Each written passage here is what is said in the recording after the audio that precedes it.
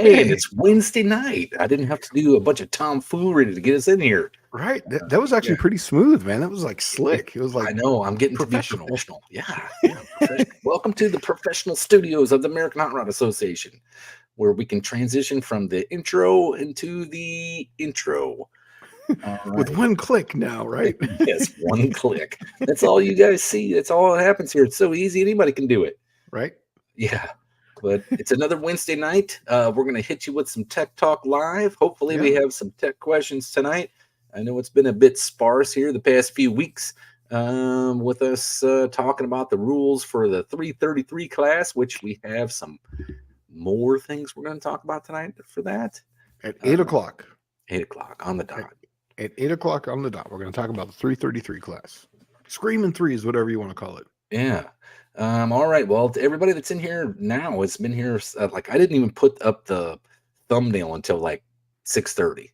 Right. So we got Lars was the first one in here. Buff Del Campo, Miss Cat G, Slant Day the Garage. What the heck? Buick 350 V8 Power, Clayton's Toolbox, Bear Rose Garage, Mr. John the Wilburn guy. John Wilburn. Let's see. Blue Grit Garage. Nick the Van Man, Fab Race Mod Repeat, and NSB Custom Cars, Michael Schmidt, and Mohawk 62 rounds out the intros. Oh, and Junkyard D just jumped in here. So nice. It's your I guess your usual suspects for tonight's Wednesday night Tech Talk live, right? So yeah, Buff Del Campo. I popped on theirs last night, and they had a pretty good one going. I enjoyed theirs. Little thing. Yeah, I like theirs. They bring up cars and talk about cars. I like that stuff too. So yeah, go check them out on Tuesday night. It was good. Oh, Buff Del Campo and Cam. Yeah. All right. Well, yeah, Matt Horvath just jumped in here and saying hello. Hello. Yeah, we got a lot of folks in here tonight. So the number is just going up. So I imagine since we got live since we went live, everybody got notified on YouTube. So they're jumping on in. Yeah. But just to let you know, Matt Horvath says Dallas had bought a Buick. No. Hey, and a lot of you guys that know me from doing Buick stuff are really going to be disappointed because I got a Chevrolet thing coming up, and you don't think I sold out or anything. This is only my second Chevrolet I've ever done in my life, but it's going to be interesting and new, and it's different, right? So. And I have something real quick. I'm not going to tell them anything more than this. I'm just going to show them something. I got something new for the Slant 6 people. These are the very first set of new head studs and main studs that I'm basically prototyping for P1, for point 1 for the Slant 6. And they are much better, much stronger than the ARP ones. So so that's going to be coming out soon. Check that out. It's gonna be awesome. Nice little boxes. Well, Clayton's Toolbox threw a question in us right away. Carburetor question: annular boosters versus down leg boosters. If just drag racing, which is better? Why? And when is down leg better? When is annular better? So, okay. You want to start it, or you want me to go? To me, I don't really. To be honest with you, I'm not too familiar with this. I don't know. I'm actually kind of interested in hearing the answer. If you know the answer. Oh yeah. Okay, so down leg boosters is going to put the booster, basically the Venturi, closer into the spot as far as where the higher velocity is. And so if you have, like, say, a really big cam and you're trying to drive it on the street and whatnot, a down leg works. Annular boosters are better for racing because annular, you're going to have many holes all the way around a bigger area. Typically, they're not as good on the street with a big cam. They basically like to be wide open and then go. That's the reason why most of the Dominators are going to have annular boosters, where the down leg boosters are going to be for more of a street car type of deal. But usually all it is just putting the booster where the booster is at. Down leg means it's just further in the closer to the Venturi, which is the higher velocity area. So it gives a better signal. So if you got, say, a massive cam, like say 350 with like 250, 260 duration on a 108, you're going to want to run a down leg booster if you're driving on the street. If you're racing it, annular booster, because you're already up in the RPMs when you want to accelerate. You're not trying to go away from a light on a converter.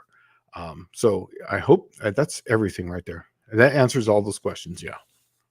Okay. Well, so and I'm assuming the annular booster, since it's 360 degrees, has all the little holes in it. It'd have a much more even pattern Yeah, it makes and smaller bigger. droplets, but you're right, but you gotta have a higher flow to get a higher signal, and that's the reason why Oh, some that people. probably, yeah, that's where, okay, that makes sense. And they have Yep. higher RPM because Mhm. see, your blah blah down leg booster is so far down in the venturi, it's at the highest point of velocity in the carburetor, right?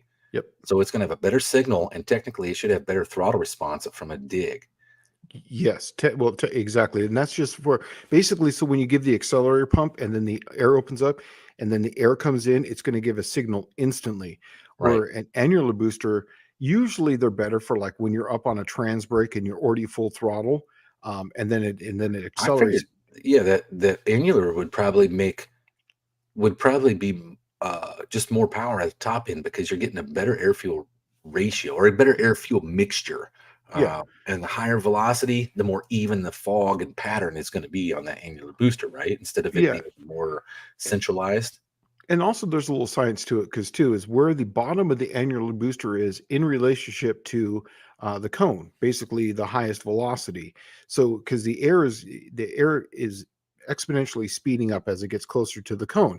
The annular booster, depending where it comes out, the fuel's coming around and it's coming out, and then when it hits the air at the end of that, that's when it literally explodes, and then the air is going really fast past those two, and then that's where it mixes. So all those droplets become finer and finer and finer. And that's the reason why carburetors tend to make more power on the top end than fuel injection, because it has all that time to cool the charge. It gives this cooling, plus it Well, has a much more at a high RPM, it's to cooling anyway.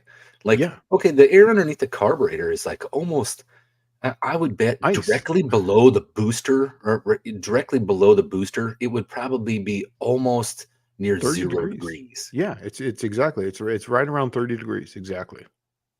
In fact, I had a tunnel ram on my 454 jet boat, and it was 115, 117 degrees outside. And we put in at Fisher's, if anyone knows where this is at, in Yuma, we went up to Silicone Landing, which is like a sandbar out there. I had ice forming on the side of my tunnel ram. I had two Predators on the 454, and it literally was freezing the side of the tunnel ram to ice at full throttle. Huh. Yeah. Well, it does get cold, and I think it's because it's changing from a liquid to a gas. Yeah, that's I right. think that's exactly Basically, why. yeah, Yeah. exactly. Whenever you change states, when things change states, it's going to pull the air, the temperature down. It's the cooling effect. All right. Well, Blue Bit Garage says, okay, I'm building a Chevrolet. Wait till you guys see this. It's totally not your typical Chevrolet because you know how I do like that. There's two things I really like. Um, Hmm. one is high compression, high RPM NA stuff. Me Okay. I too. like that. It's no secret. The other thing that I like is stuff that never was. And Hmm. so I'm building you something that never has been. Well, I guess technically it has, but not in this form. It hasn't. So, um, interesting new small block Chevy content that nobody else has. And I think what I'm doing it right. And I'm going to compare it against the original DZ302 engine. And I think what I'm going to find is mine is going to make more power with cheaper parts. And I don't know, should have been the thing that GM did. So I think that's what we're going to find out. But we'll have to see, folks. Miss Catchy was saying latent heat. Actually, um, another way to do it, actually, to get the accurate, would be PV equals nRT, pressure volume equals N, rate and time. Basically, you have a constant in there too, but basically, once you figure out those, that will actually give it, because it's going to be incremental at different points, depending on the velocity at different points is where the temperature is going to go down. It's actually going to get significantly down, literally just below the cone part. So, hmm. Blue Grit Garage was saying, I thought old motorcrafts were annular, and that's the 4100 Auto-lites, right? Or is he I know talking? that. I thought they were just a regular booster, because you have down leg, you have regular, and you have annular. I don't think anybody made anything but just standard boosters for mass Mhm. production stuff. Yeah. It was race only where they started doing down leg and annular stuff. Yep. And I think the down leg boosters, that was the big deal between my DZ302, the Z16 396, the all of that weird stuff from Chevrolet that was race only stuff where it came with if it came with a solid lifter cam, it primarily did not have a quadrajet on it. It had a 3310 780 CFM Holly, which was a vacuum secondary, but it had down leg boosters as well. Yeah. On those. And I think that's because they were small cubic inch, meant to be on the street, and it was to fix some of the manners that they had with having a solid cam. Yeah, exactly. Like no vacuum. So so Nick the Van Man saying the 4100 Auto-lites are annular boosters, also the 11 1 barrels and 21 2 barrels. Okay, good to know. See, I don't know anything about the in the Auto-lites. Auto-lites, that's what's interesting about it. You see how it's 4100. That's Mhm. the 4 barrel. The 1 Oh, barrel is 1100, and the 2 barrel is a 2100. And that's what's interesting about it. They're all virtually the same carburetor. It's just individual barrels, and you just make more of them in a row. I got you. Well, do that. Thanks for that, Van. Auto-lites I know nothing about because I just Me neither. That's the only thing I do know about them. I didn't even know that. So you're one up on me on that one. All right. Michael Schmidt says, Home Garage Tech, has anybody tried the new Quick Jacks or anything similar and have a review of them or recommend or something else? Just thinking and planning ahead. Is I the have Quick Jack's the one that goes on the jack itself and it's a little stand that goes between the two? Have you seen that? I have not seen any of this. So I think what it is when you jack it up, and normally people just get underneath their car with on the jacks. This is like I it's know two what this little is. hoops. Looks like So a it goes, lift almost. yeah. So what it does is it's a stand, so it goes on your jack. I believe. I think this is what it is. No. This one is all right. Let me share here. Oh, there was another one too where it's like a stand that goes basically on your jack, so that way you don't have to put a jack stand on there. Well, you know what? We'll shop together. We'll look at it Sure. together. Okay, so prevent, share screen, window, bang. Okay, here we go. Can you see that? Oh shit. Okay, so that's No, what the quick jack looks like right there. Oh, cool. Right? Okay. And then you have your regular jacks down here, but the quick jack is the one that looks kind of like a miniature lift. You put it in your garage. No. You can. What's funny is the quick jack is like $7,000 over here, or I'm $7,000, 7,000 pound, 1950. And if you look over at the right hand side, here's your favorite Amazon content creator here, Vivor car lift, 7,000 pounds. It's $1,500, undercutting the crap out of Quick Jack. And Vivor is who makes anything that's knocked off. So I don't know what this stands for. I mean, it'd be great for somebody to come up with a good acronym for Chinesium garbage, but that's what that is. Let's see. Yeah, that's the only thing I see is those. I have never tried a Quick Jack. I don't know. Professor P has a lift, so I doubt he has one. I'm actually looking for those ones. I saw them at PRI last year. Oh, it's called a jack rod. Check it out. Pull up jack rods. Jack rod? Jack rod. What about Jack Me Hoffs? No, they're not the Jack Me Hoffs. All right. It's actually says jack rod. Basically, it's a rod that goes between, like the stand that where the wheels are at the bar, and then the bar at the top of the jack. So that way you can rest it on there. Is this it? Yes, exactly. Exactly. It goes between the jack. So is it this one here with the? It goes on that red one. No, the one right next to that one right there. It turns into a jack stand? Yeah, so you can basically jack it up, and it's got little ratchets on it. I have one of those things, and they're awesome. I bring it in my car. So when I have my aluminum jack, when I go places, I put it on there, and you jack it up, and then you can lock it down, and it goes between the two, so that way it doesn't fall down. It's like a little ratchet.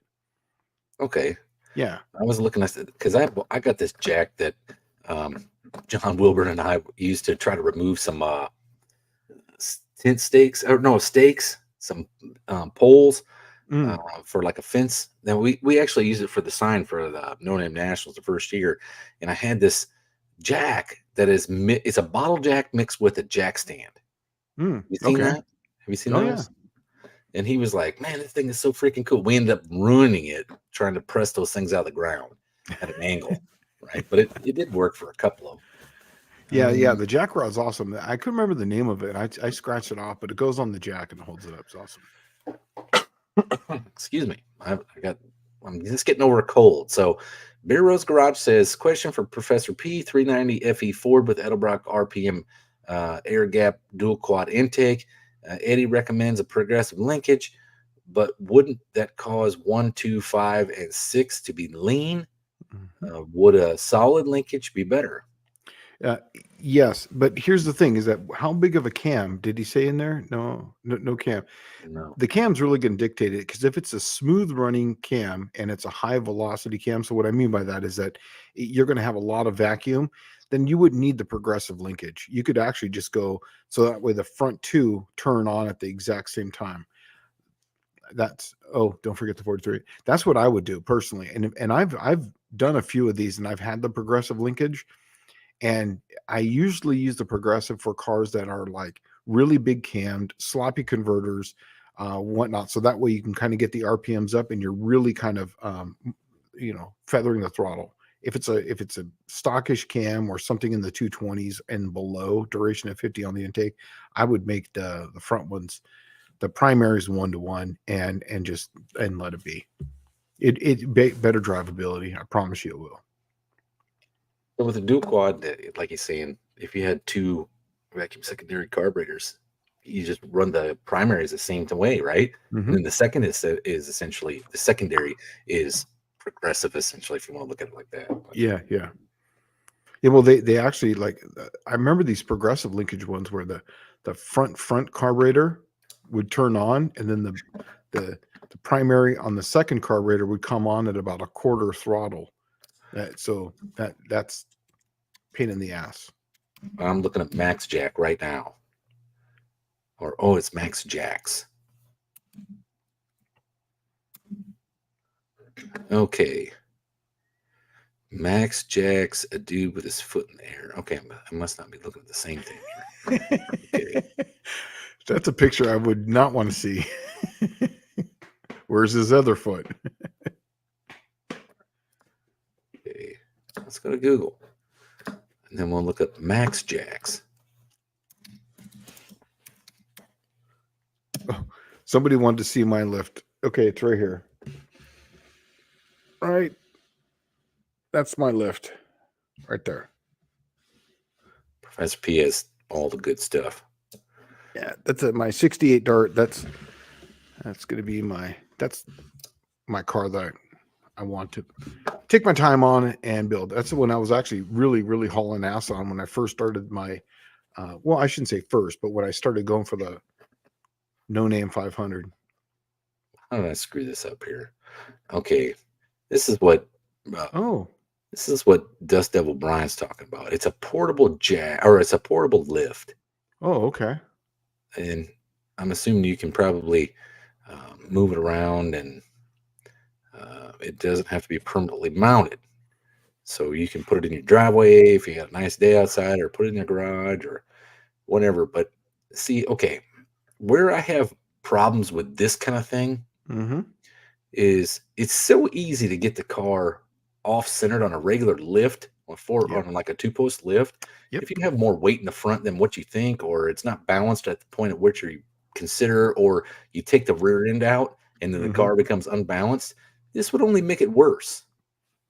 That's what I think personally. Exactly.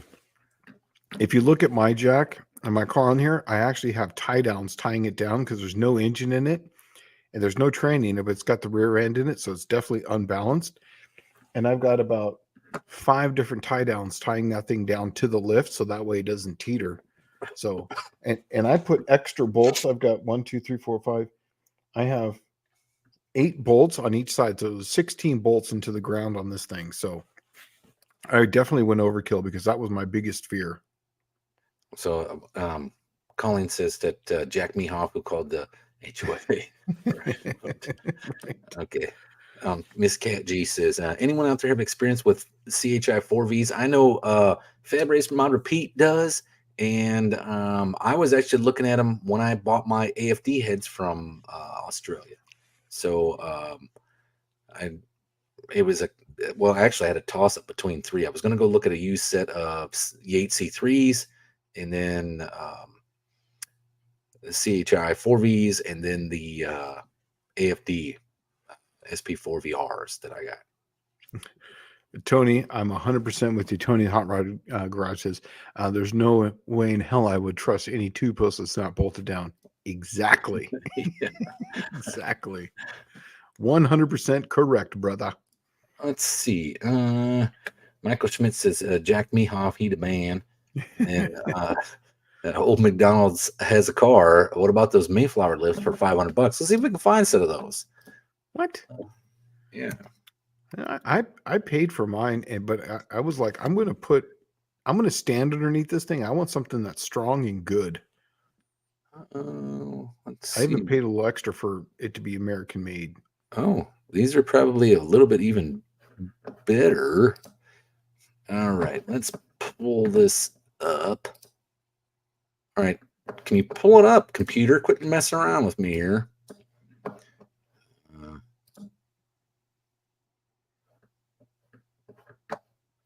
Okay, here we go.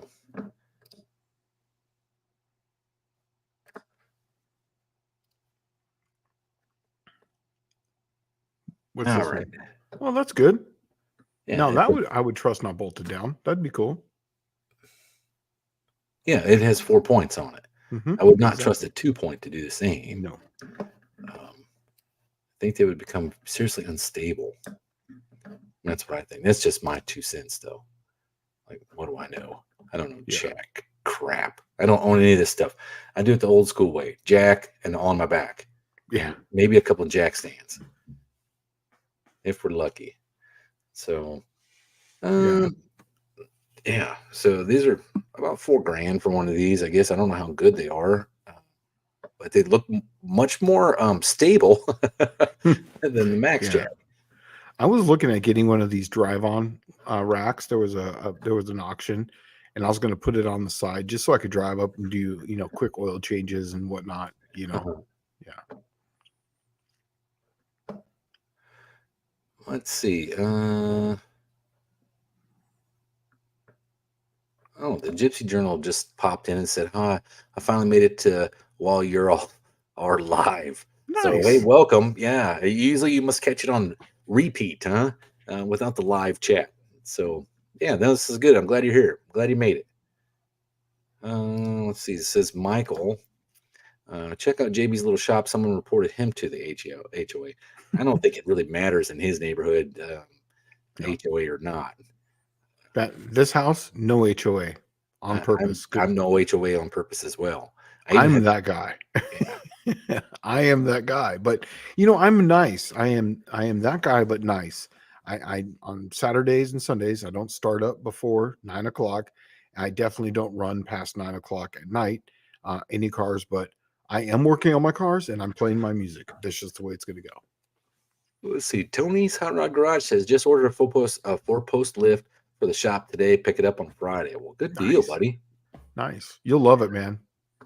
Blue Grit Garage says I just got back from the garage. I have a pre-68 Ford 4-barrel and it has 6 holes in each booster. Then again, reading the comments, I see some area answer, by the way, nice lift. So, yeah. Thanks, man. Schmidt Show Garage. Hey, looks like Barkley Schmidt made it in here. Hey, what's up, Barkley?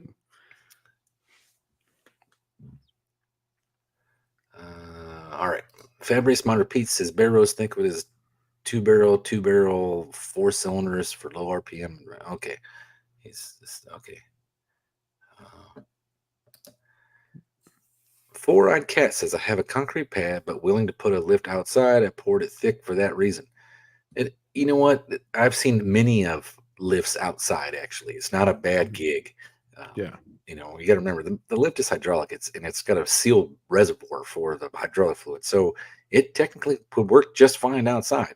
The only downside is it probably will eventually rust. Oh yeah, yeah, that's right. Because here, yeah, see where we used to live. I didn't even think of rust, but yeah, that's right. It would rust out here. Yeah, but I did mine in here, heated and air conditioned, so that was a big plus. Huh. Blue Grit Garage says my brother has a Lotus lease and was warned by club members that they fall off lifts being tail heavy. Let's see. Carb question. Okay, Nick the Van Man says tech carb question. Why does Holly say to avoid a mechanical double pumper in a heavy vehicle or stuff with a sub 3000 converter or toll gears? Many of my friends went against this and had no bog or flat spot. I agree. I agree with what he's saying. I've avoided them, and I used to go with the vacuum secondaries, and I hated them. I've always gone mechanical, and I became the computer.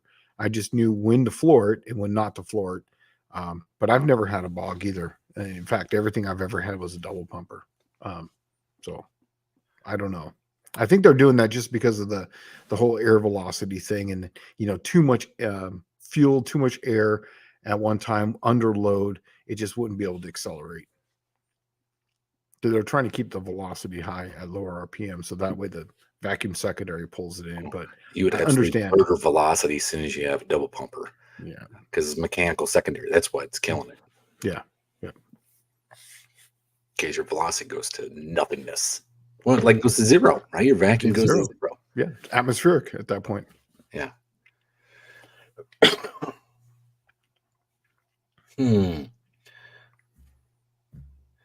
See, I'm right here with the NSB guys. NSB Custom Car says if you find a new lift for $500, I would be careful. Agreed. Do you remember just a few years ago? It was like the super cheapy jack stands from Harbor Freight were collapsing, crushing people.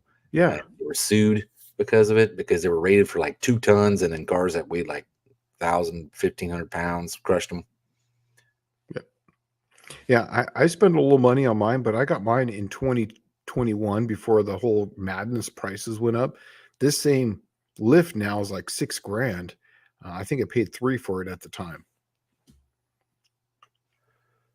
You know what? Like, there's one thing that's overlooked a lot anymore is the old pit, man. What's wrong with a pit? Go out and dig one of them suckers in your yard. Right. There's actually a guy around the corner from one of our shops. He actually made it with cinder blocks. So you drive up onto, it's like 4 cinder blocks wide. So he drives up onto it. So in Oh, literally, that's awesome. and it's got a small little walk down pit in the front of it. So it's like half and half. So it's pretty badass. Let's see.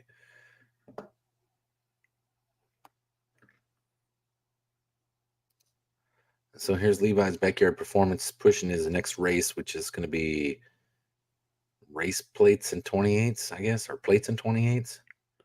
Oh, Old Man's Garage. Yeah, I've actually been watching this. I've been watching kind of Old Man's Garage. It's a long shows usually, and I'm watching in the background while I'm working. And they have this race coming up called Plates and 28s. What they're trying to do is get away from the people who have those like 3-second eighth mile cars. Yeah, the And they have 28 to 10 be 5 hammers. Yeah, well, basically what they're actually radial cars. Yeah, and then they'll put 28s on them and they'll go race the 28 guys, right? So what the plates and 28s is they're trying to get away from that. So they're trying to make cars like yours and mine to where they have to drive, they have to be street legal, they have to make a cruise, and it's not just a 30-mile like the car barely made it. Now we're going to change a bunch of shit. No, the drive is long, and they have to go on a big long drive. Then they have to go on a big long drive back, and it's almost kind of like a 1 day of drag week type of deal. So I don't think it's 200 miles, but I think it's 100 miles. And then you got to come back and then you race. And you're allowed to put 20, 10, 50s on it, but you're not allowed to change like the engine or whatever, what some people do on these. To win $1,000, these guys go beyond. They'll change the heads in the parking lot after the cruise to get the compression back. I mean, it's ridiculous what these people are doing. I like the idea of maybe the Screaming Threes. Yeah, right. And a race car. Yeah. Yeah. Okay. But yeah, there's the pit, aka tornado shelter. Let's see. Michael Schmidt says pit in the winter, pool in the summer. Hey, maybe that's what I should do to my pool. I can't afford to fix that at the moment, so I might as well just fill in some of it and then just drive the cars on there and pull trannies out. It'd be awesome. Let's see. Old McDonald's has a car. Says, did you guys see that video badge we posted about a shop where tech was driving a car onto a lift and it went wide open throttle and pinned the other tech Yes. under the car and tool cabinet? Oh, I did see that. Yeah. It looked like the bumper hit the dude's head and crashed it right up against the toolbox. I was like, oh my God. I watched it and I changed it as fast as I could before the guy got Me crushed too. against the toolbox because it was I could see what was happening here. Like, Yep. who would be videoing this? All he was doing was moving some of the stuff around on the lift, and all of a sudden this car came careening. This Scion came careening through there at 100 miles an hour and smashed that dude.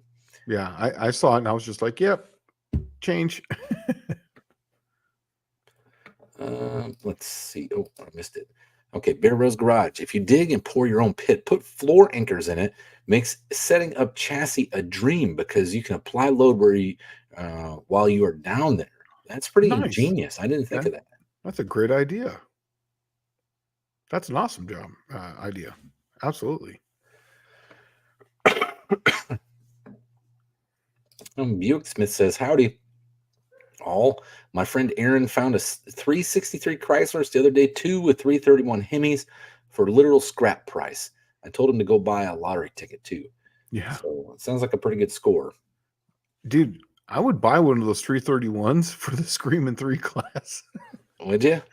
Yeah. Dude, that would be the engine to build. That's going to be the hammer right there.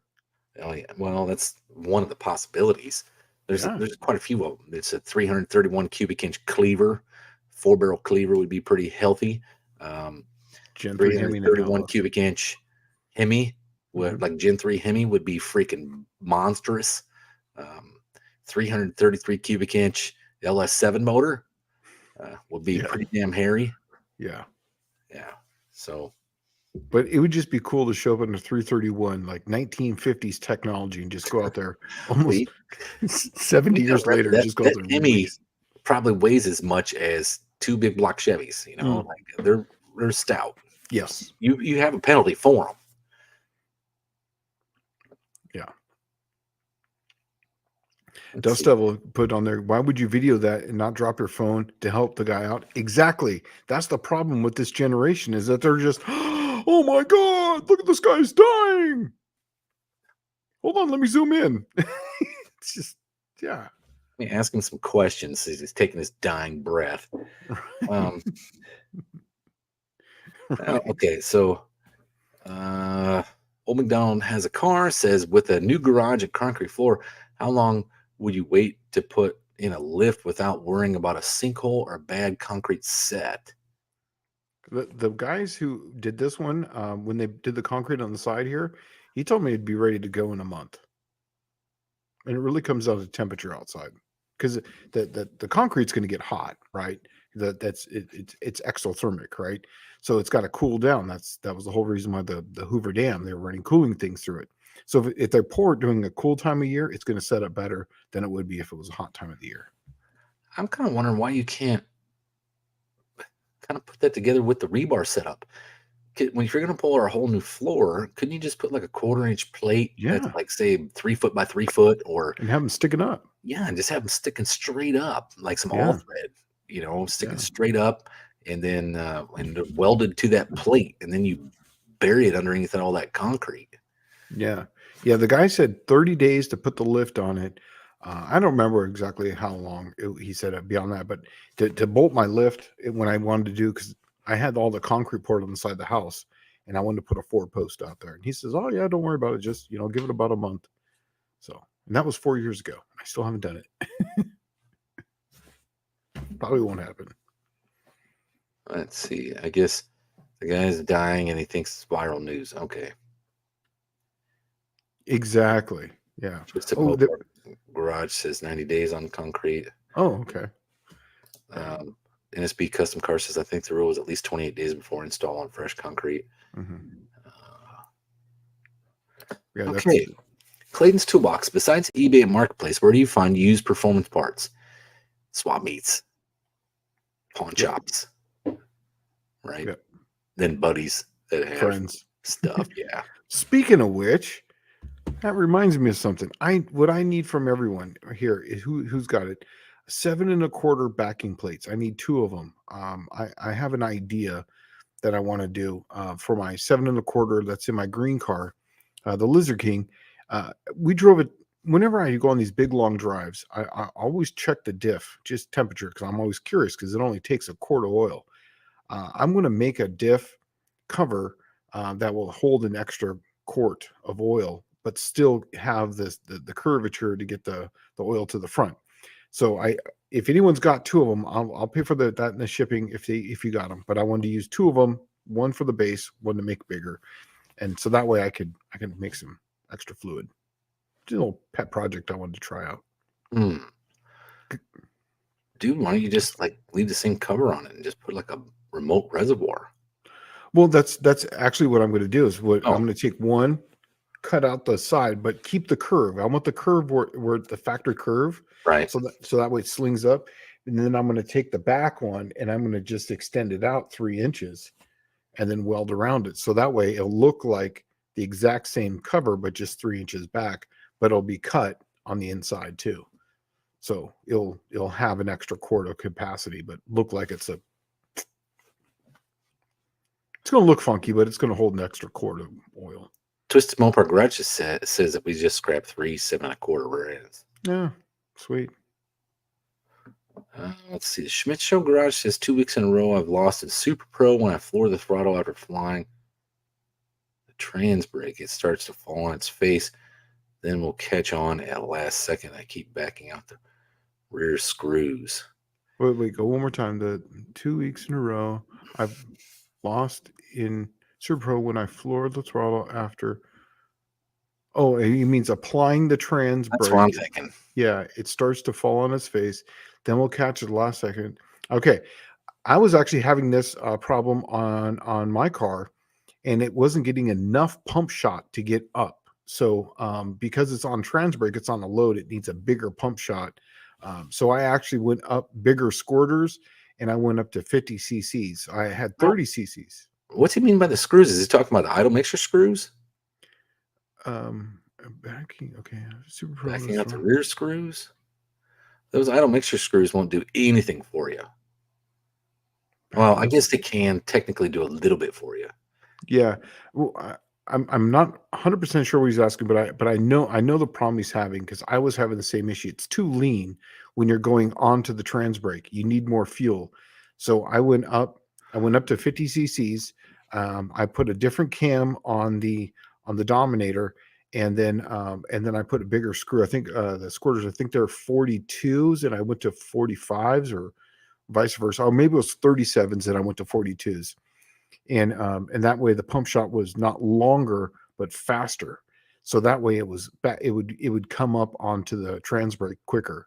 If you're applying it and it falls on its face then catches, that means you're having a lean spot and it's not catching up. And I know that because my car was doing the same thing. But can you see? I'm all right, Holly's. I'm new to Holly, so I'm going to ask this dumb question. Sure. Can you just raise the float a little bit and increase the head pressure on the jet? No, because when you floor it, I guess this is before you're actually the engine's like running through its paces. This is under acceleration, huh? Mm-hmm. Okay, so it all has to do with the shot. Yeah, he says he does have 50 cc's. Okay, then check your cam timing on the pump shot, because I had to go up. You have a number 1 and a number 2. Try to see which one it's on, and then look to make sure that the cam hasn't worn out, because that is just plastic. And the ones on mine were actually worn out, and I bought new cams and I put it on there. As here comes on it. He just asked another question right there. See if we can decipher this. You floor it as the tree comes on. So he's talking about Super Pros on top bulb. So he puts the Transbrake on and you floor it on the top bulb as it's coming down. Mm-hmm. Right. And then he's saying in the Pro class, because he runs both classes. Okay. And you floor it when the tree comes around. In Super Pro, you get let go of the Transbrake on the first, then floor it. So he's talking about you. Oh, it's a delay box. Yeah, it's got a delay box on it. Okay. Yeah. Okay. So that's why it doesn't do it in Pro class. It does it on the Transbrake only in top bulb stuff. So he's letting go of the Transbrake, but the Transbrake is still applied. It's just delay box that's slowing down the Transbrake coming off, right? So it's the same thing, In Pro except class, for you in Pro flow. class, you let off the Transbrake and the car leaves as you let it off. Okay. I had the same. Okay, it says go down. There was another person in his. I had the same bog in my boat when I went from start to stop quickly. Um, go back up. Barkley saying there's Not not as as much much. time in Super Pro as Pro. So he's talking about the time between the lights, essentially, right? Like when Oh, you apply okay. the Transbrake. hmm I'm telling you, I think it's going to be. I would look at your cam on that, the actual cam on the pump shot. Mine was going lean. I would floor it, but and then would come up and go. And I once I got more fuel to it, I didn't have that issue anymore. What's your stall? Is it like 5,000 or above, or is it like 4,000 and below? It's got to be pretty high because he was leaving just like my T-Bird. So I'm sure Oh it's yeah. going to be pretty close. So then he's going to have to put some fuel to it. It's a big engine, right? It's a big cubic inch. I think it's plus 468 cubic inch. Oh I yeah. don't know how So big totally it is, but I do know that. See, a lot of those, it depends about the squirter size too in the secondary, right? And was that the one you're messing with? what's that? The squirter size in the secondary? Primary and secondary on mine. Both? Mine's Okay. Yeah, so mine, I actually put it at a 1-to-1, right? And that was my next question: is that is your linkage 1-to-1, or is it half and then the secondaries come on? Um, because that's another thing you should look at is how much time is it from the first shot to the second shot. You can actually time it to where it's not 1-to-1. If you go like say a quarter and then to the next one, so that way you can delay the pump shot farther apart. And that actually helped on my car too. Is that I had it 1-to-1 and it worked. It worked great. But then I noticed the car was more consistent when I would come up on the Transbrake when I took it from quarter and then the secondary came in. So I could run on the primary for a quarter of throttle and then the secondary came on. Well, that's because it allows it to build velocity, high velocity, Exactly. and vacuum underneath the carburetor. And it's a small So, cubic inch engine. Mine's yeah. only 422 cube. His is 496. So I I wonder what usually, I wonder what carburetor's got on it though. yeah, it could be 1100 or 1050. Yeah, and it might be even bigger than that. He might have a Dominator, big Dominator on it. I don't remember though. Yeah. Buick I Smith is would, telling me that he sent me some pics of the V8 swapped Arctic Cat side by side. We started building today at work. That's going to be pretty cool. Schmidt, Barkley saying that it's probably the squirter. If I keep the RPMs at like 1800 or so versus Idaho, it'll be fine. Exactly. That's exactly what it is because it's the pump shot then. And then look at your timing too. Look at how much the primary is opening before the secondary.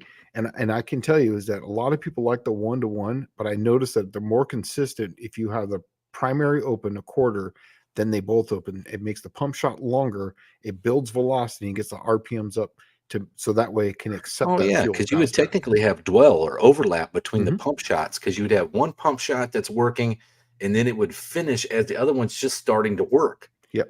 right? Yep. So it would have a really long duration period pump shot. Yep, exactly. That's exactly what was happening. And then also too, the pump shot isn't like how fast it goes in.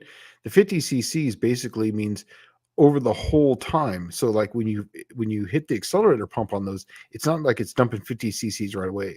Oh, It literally asking dumps how the you change that ratio. Can't you do different holes on that? yes, yes, I think the linkage rod has different holes in it. exactly. Um, does he have my number? Can you just text him my number and we can talk about this on the side? Because if it's a Dominator, a newer style Dominator, it'll be the linkage would be on the outside. If it's an older model Dominator, it's going to be in the middle.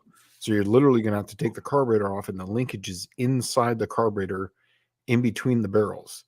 But usually they're on the outside, and they'll have a rod that's slightly bent, and it'll have different holes, and then there'll be a slider. depending on where the slider hits and where the hole's at, is where it is. And you can basically look at the side. And I can take pictures of mine, and I'll show you how I did. He said it's probably 20 years old. Yeah, mine's 20 years old too. When I say newer, I mean like 1990s and newer. And then there's older, which is the 90s and older, which were the linkage was all inside. Yeah, this carburetor's from 96, I think is when this carburetor's from. Yeah, and they you're exactly right. They do make accelerator cams that are different, and they have different points on them. But I'm telling you, I think changing the ratio on that will definitely help out for that engine. Okay, well, I just sent him your contact info. Perfect. Yeah, Barkley, we can wrap about this later, and then that way you can send me pictures, and then I can tell you what I think would work. So Nick the Van Man asks, tech question, does camshaft duration affect what kind of initial and total timing, ignition timing the engine will like? Trying to figure out where to start on mine, putting my engine in a couple of weeks. Camshaft duration and initial. No, not really. Yeah, exactly. Usually this comes down to compression and head design. It's usually the chamber. Exactly, the chamber. Typically, if it's a big duration camshaft, you're going to want to have less centrifugal timing. So if you're running 36 total degrees, you're going to want to have like at least maybe 15 to 25 in there of initial to keep it running, and it's going to be a higher RPM for that.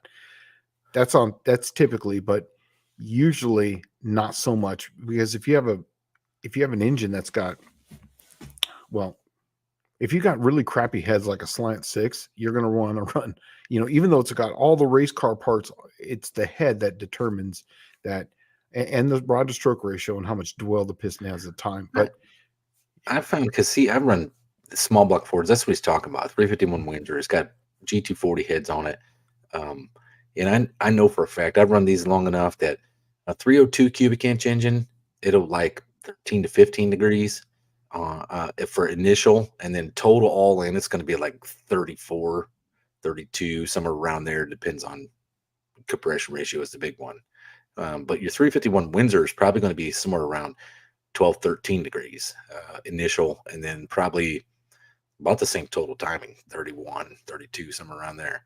And then the 393 Windsor likes 11 initial, and then a total of about 29 to 30. And it has a lot to do with just compression ratio, rod length, and how much stroke. I think it's the big ones. Yeah. And because Slant 6 doesn't want anything more than 30 degrees, because it's just going to detonate, because it really comes down to head rod to stroke ratio. But camshaft does play into it, but it's a lot less than what people think. Camshaft, you'll see, is like higher RPM, like say 20. It'll be like peak torque. It'll be like 22 to 2800 RPM is where it'll detonate like mad when it's a camshaft issue, and that's where it's the overlap is actually causing the detonation, because you're already on the ragged edge. Yeah. Let's see. Buick Smith says, Shane, if you're able to, what metal are you guys using in the printer for the new printed bell housings? Is it 1080? It is not. I can only tell you that it's aluminum. That's the only thing I can tell you, because it's not proprietary, but we just don't want it to get out there.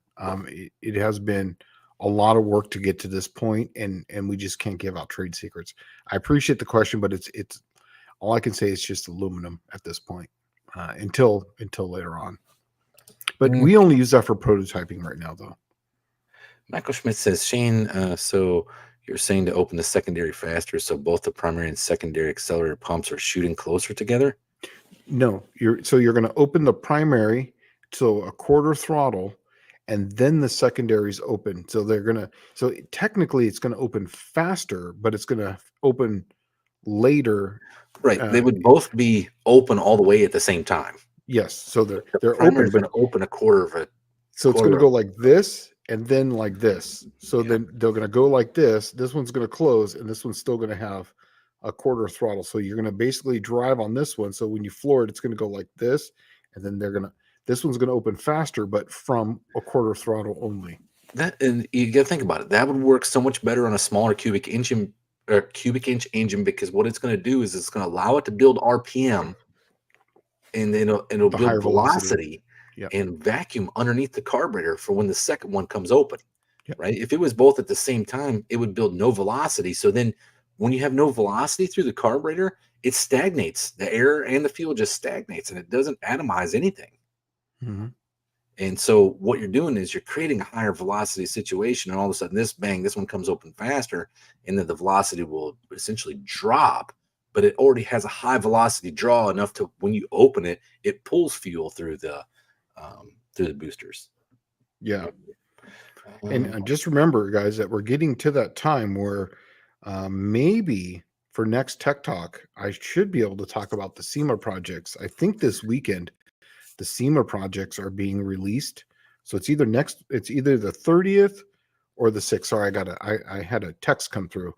So I'll be able to talk about the SEMA projects either the 30th of October or the 6th of November on our Tech Talk. So that way I can tell you. But I will always try to get it before as soon as it's released to the press, you guys will know before everybody else because they haven't printed anything yet. okay, Blue Grit Garage says I have an F-150 with a stock 351 Windsor dual plane air gap, a brought carb, and a Carter remote electric fuel pump. Drivability sucks, so I'm thinking of adding a fuel pressure regulator.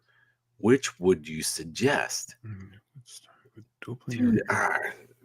you have a Carter remote electric fuel pump. Those are usually internally regulated. Yeah, they're really good cards. So I wouldn't think it's that. I don't think it's a regulator. I think it's tuning issue, Yeah. probably.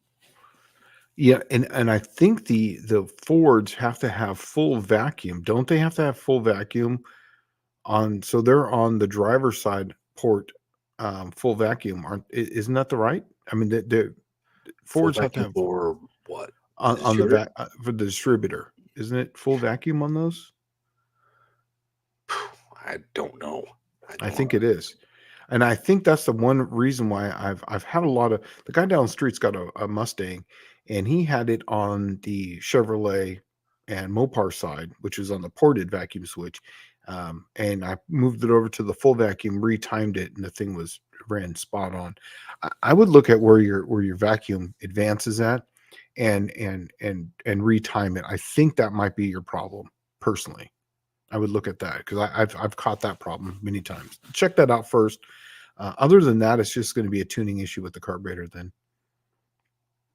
Hmm. I'm just trying to think of what could be causing the 351 Windsor. The only thing that this is different from a stock engine is that it has an Edelbrock air gap intake on it for one, and an Edelbrock carburetor. But see, did Fords come with Carters in the 60s? I think Holly, I don't know. I don't know if I don't speak Ford. I don't speak a lot of Ford. uh, let's see. All right. Bear Rose is telling me I always use a regulator, especially on the Edelbrock and Carter carb. I've had good luck with the cheaper Mr. Gasket ones. That Carter, that electric fuel pump, that Carter though is regulated. That's what's weird about it. I think they're set at like 5 pounds, Yeah, right? Um, so that I don't think that would be the issue, but I don't know. It just depends anymore. If you guys didn't know this, those Carter pumps, mechanical or electric, it doesn't matter, are made in China. they're not made in U.S. anymore. Nope. Yeah, yeah, they all moved to overseas. This probably like 5 to 6, 8 years ago, something like that. Yeah. Old McDonald had a car. He says, "Where's Andy when you need Ford answers?" Exactly. Andy speaks Ford. I don't. Well, I speak Ford, but I don't do Ford carbureted. I do not. I have not done Ford carbureted in my life, and I was having such a hard time with my '94 Ford with the 393 in it that I was actually going to put a quater jet on it, so I Yeah. could actually make the thing work the way it's supposed to. Every time there's a Ford in my garage or just in my driveway, I always tell them, I think I found the problem. It's right here on the grill. They highlighted it in blue and circled it right there. I see it. I see the problem right there. Nick the Van says, for what it's worth, all my Fords run like ass with ported vacuum. A manifold vacuum always on Fords. I think That's it's what I the figured. cam timing and a combustion chamber that makes them like that. Yep. I figured that. I remember that because I did that with the kit with the guys down the street, and it really worked. I remember that one of the very first engines I built was a Ford FE. It was a 390, and it was full vacuum right off the bat, which I thought was odd, but yeah, That's right. So that's what I was thinking. Fords never came with cars, always Holly good. Okay. or Auto-lite. The Yep. 4150, 4160 debuted on factory Fords, I believe, the T-Bird. Yeah. Okay. That's what I thought. I thought they were a deal with, because it was just GM, Chrysler, and AMC that I think had a deal with Carter. And then GM built their own carburetor, which became the Quadrajet. Right. But You they know what also had time? four GCs way back when, huh? It's almost 8 o'clock. Okay, well, we can be talking about some screaming threes or super threes or 333s or whatever you want to call it. Right? Uh, Michael Schmidt says, I believe there are a few different electric Carter pumps. Some are low pounds like 5 and some Yep. are higher. I believe they look the same. Exactly, and he's right on that because I had a Carter pump on my diesel truck. It was just a lift pump, and they look identical. There's no difference, literally no sticker on them. They have nothing, but it literally puts out 15 pounds of fuel pressure. Where the other one that I have that was my old school one off the Cookie Monster was the old school Carter pump, puts out 5. So and it looks identical. So he is absolutely right. All right. Well, I guess is Miss Catgy's talking like about it's time. Like it must It's be time to time. talk about this, huh? Yeah, let's talk So, about it. Let's talk about the okay. rules. We're actually going to put some concrete rules out there. Okay. And I guess this is what we've been kicking around for a while, but we never even got to the point of putting them down on paper. So are we putting them on paper today? We're going to put them on paper and we're going to put them on your AHRA website or somewhere so What? that way they can download them. Yeah, see, there you go. Yeah, yeah, yeah. We got to put it so that way they can download it somewhere. That like a print off. They can PDF it. If you're interested, you email us or something. Or how do you want to do this? What do you mean? How do you want to give them the rules? How do you want to post the rules? You want to post it somewhere or? Um, We'll write them down and I'll put them 1, 2, 3, 4. Engine, car, body, chassis, tire, yada yada, well, weight. I really don't like what we're doing here, to be honest with you, because it's You the don't? way I've done no, the way I've done rules. Okay, in the past, if I've never done rules like this. See, ever. Okay, I don't think have you watched any of my stuff? I've never done rules live like this because it's dumb. Um, Rules is one of the hardest things in the world to write because you don't know every circumstance and you don't know every perspective and consideration. And what Agreed. happens is when you write the rules down, there'll be 20 jackwagons that tell you how you're all fucked up because they have a completely different perspective on rules. And they generally have a valid point because all you're thinking about is like from your perspective and what you've done in the past. And so when I write rules, I normally sit down and write the rules. And then what I'll do is I'll send it out to like say about 5 to 7 people. Hmm. Okay. And I say, hey, tell me what you think about these. And some of you have probably been part of that. Yeah. Where I send them out. And then you send me back, oh, I don't like this, I don't like that, and whatever this is and whatever that is. And then so I try to figure out what that perspective is and what's causing that. So, and then take that into consideration when you write the rules. And then once you have farmed it out to like 5 to 7 people, then you farm it out to like 30 people after you go back and rewrite it. Um, and you get the feedback from those 30 people. And then generally you have something that's worthwhile.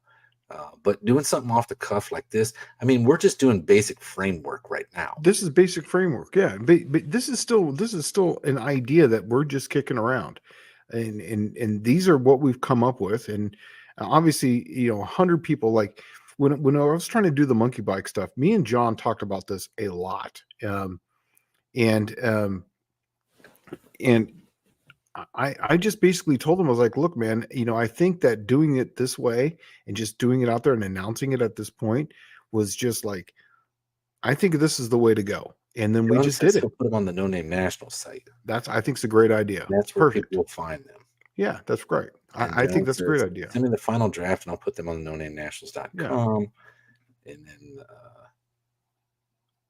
I still think we should do it, at least not. Let's just tell them what we've come up with, and then that way, we just go from there. And then obviously you're going to find holes in anything, but that's the whole point of it, you know. right. And well, the whole thing is, It's a flux. We can just keep it in flux, you know. yeah. Well, And then, how about this? We'll post the rules when John puts a number on the orange ticket. That's when the rules are solid. How about that? That's as simple as it gets, right? okay. Yeah, sure. I don't really Okay. care. I just think doing it this way leaves yourself open for a lot of problems that you didn't foresee because you're looking at it from your line, right? Mm-hmm. But let's get to this one real quick. 90 Sure. F-150 that varmints ate everything under the hood. So I have a GMHEI on it and the Edelbrock.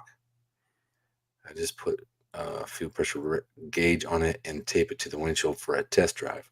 Oh, that's perfect. Yeah. Let's see if it drops below, like say 5 pounds under load, then you probably need do something else. But if it's high all the time, you would probably have to have a regulator. Okay. Yeah. Let's see. All right.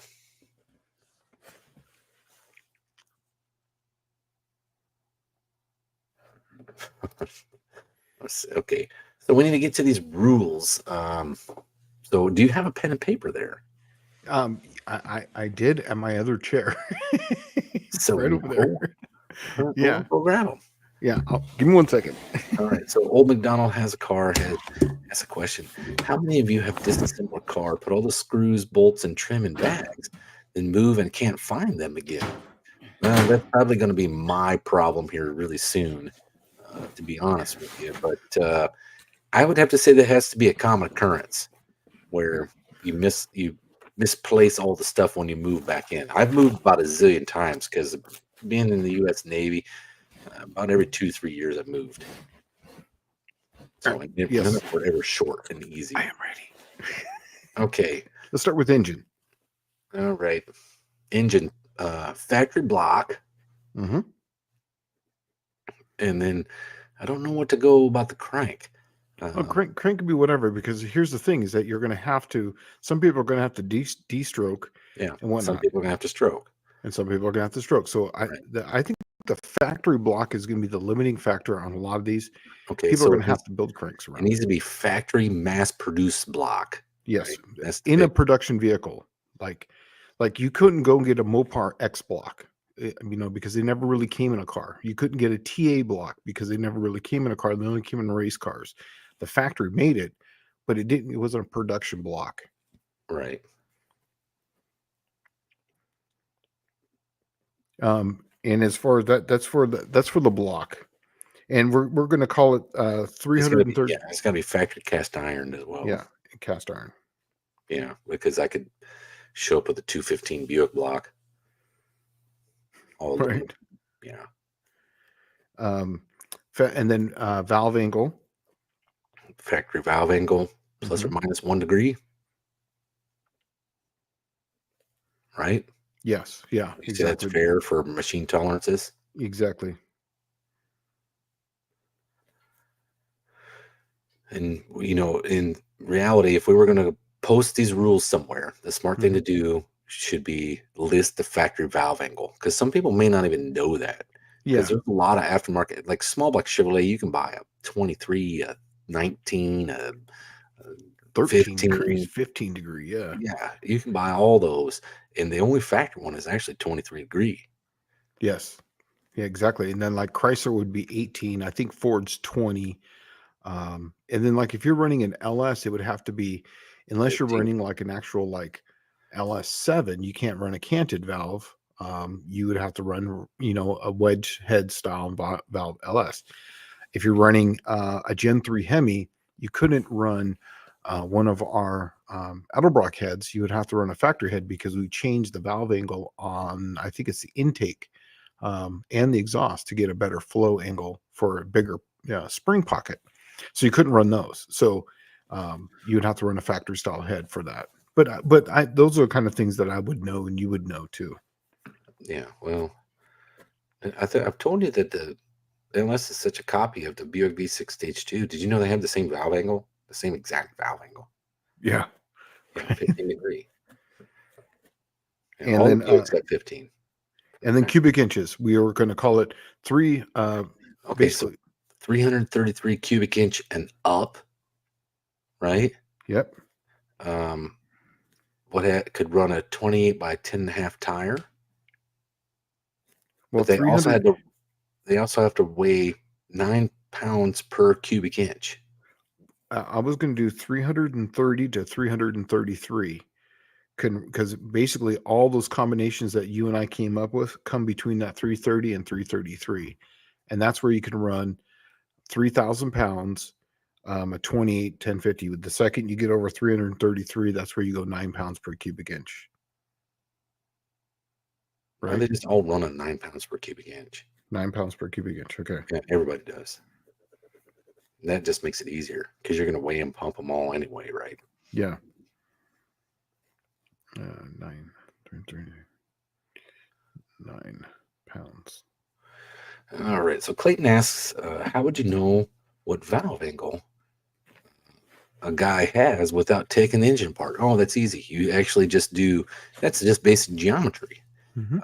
right? You would do a digital angle finder, and then it's going to be your valve center line is essentially, okay, V8 is 90-degree V8, right? Exactly. So it's 45 degrees off center, Mm-hmm. right? So when you draw a simple triangle and you put your angle finder on that valve stem, the valve stem is the exact center line of that the angle of the valve. Yeah. So how far off of it is from the 45 degrees triangle. Or just zero it out on, you basically can zero it out on your carburetor flange and then put it on that, and that will tell you the exact angle. Oh, okay, even better. Yeah. So That's actually how I was going to check them. So if there was any type of thing, you just take your valve cover off and you just put it right on the valve angle, right on the top of the valve, and you can figure it out from there. You could actually you don't have to take the rocker arm off. You can actually put it on the retainer, and that will tell you. Nick the Van Man says, for this class, you should add a rule to run through a pair of mufflers. For some reason, fast cars are more impressive when they are cube challenged and through mufflers. I like the noise personally. I like open headers.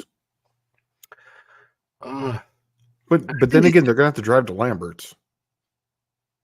I don't know. To me, it doesn't really matter. I think if you have mufflers on there, Yeah, I don't give a shit. I think you should just incentivize it and say, hey, if you run mufflers, you can take 100 pounds off the car. 9 pounds? 100 pounds off.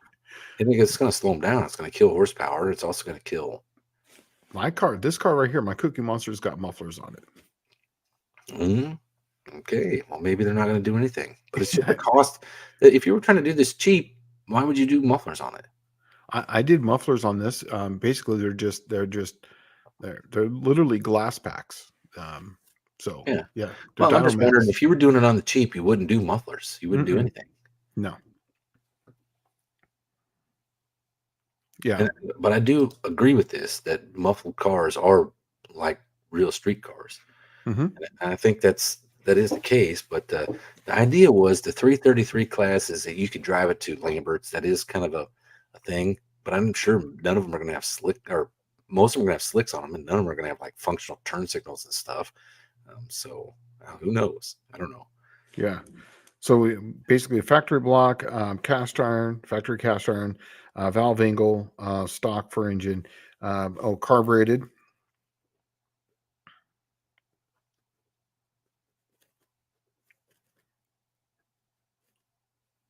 Carbureted. And it's a pretty loose on those.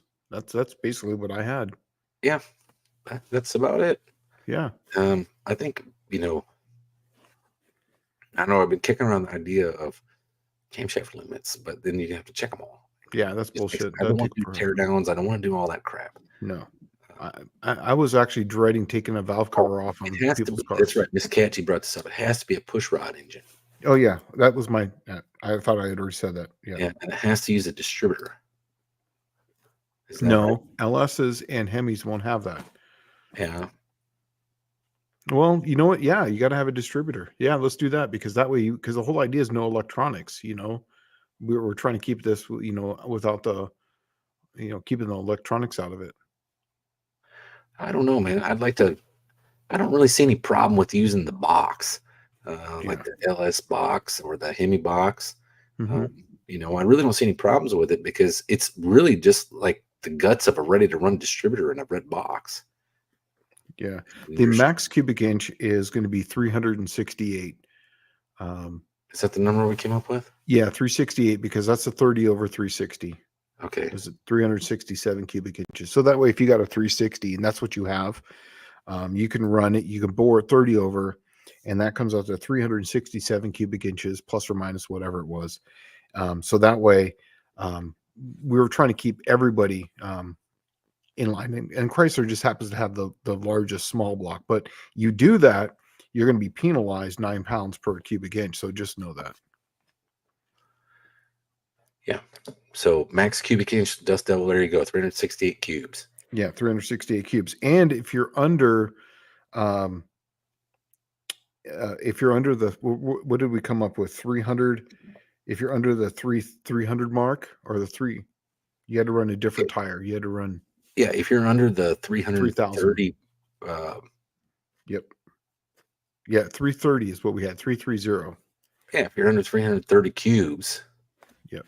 You got to run a 26 by 8.5. Yeah, 26. Right? 26 by 8. 26 by 8 stiff wall. It was. I think it was an 8.5 inch tire, Shane. I think it was. Maybe it was an 8.5. Yeah. So yeah, so this way, here's the thing: is that if someone's running, the ideal combination is get the car as light as possible, make the smallest cubic inch, and that way you get the weight advantage, and then you're going to have the tire because you're going to have the traction. Well, this eliminates that. So you're going to lose rollout and you're going to lose contact patch by having that. So there's going to be no gain by going with the smaller cube, and that's basically what happens in a lot of these is that they just smaller and they spending money on RPM. Well, and that's the thing right now. It's like they get smaller than 330 cubic inches. They're on the smaller tire, but they can also be weight because it's all weight to cubic inch still. It's still 9 pounds per cubic inch, right? Meaning that if you had a car that was, let's say, 300 cubic inch and 9 pounds per cubic inch means it could weigh 2,700 pounds. All right. So we also had minimum and max weights that you could do with this class, right? Didn't we say that? Do you remember that, Shane? What's that? The max weight? The minimum max weight, I think we did. Didn't we do that? Yeah, because basically it was 400 was 9 times 368, and it was like 33 something or other, 32 something. Okay.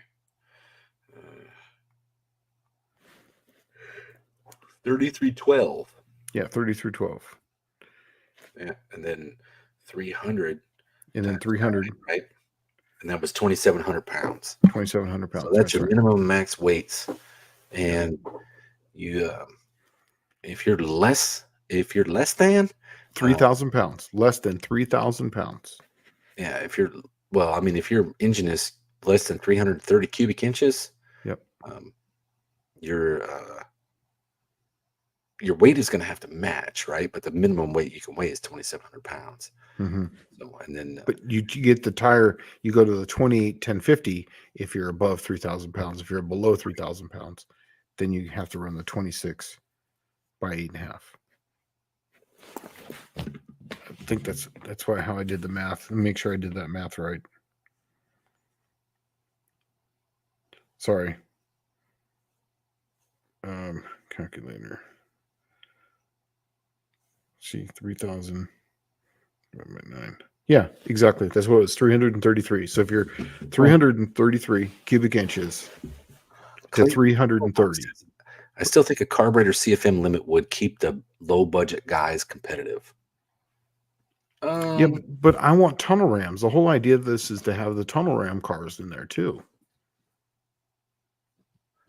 yeah, and I don't, and single carburetors is not going to be, it's not going to be Mm-mm. cutting that. Yeah. Oh yeah. No, no. I want tunnel rams. 100%. That's you know. I think what's going to really limit them is the factory valve angle.